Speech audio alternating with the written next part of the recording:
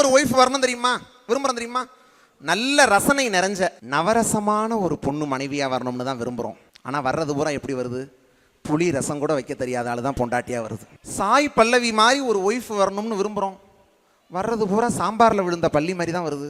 வீட்டுக்கு விளக்கேத்துறதுக்கு ஒரு ஒய்ஃப் வரணும்னு விரும்புறோம். வர்றது பூரா விளக்கமாத்து கட்டையை தூக்கிட்டு வருது. கூந்தல் நீளமா இருக்கிற ஒரு பொண்ணு வரணும்னு விரும்புறோம். வர்றது பூரா வாய் நீளமா இருக்கிறது தான் பொண்டாட்டியா வருது.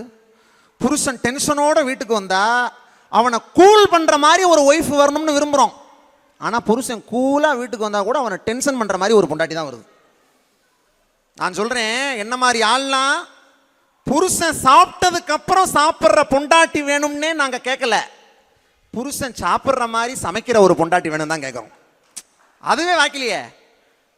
எனக்கு வரப்போற மனைவி வெள்ளையா இருக்கணும்னு எனக்கு ஆசையே இல்லை, கடைசி வரைக்கும் எனக்கு தொல்லையா இல்லாம இருந்தா போதும் சார்.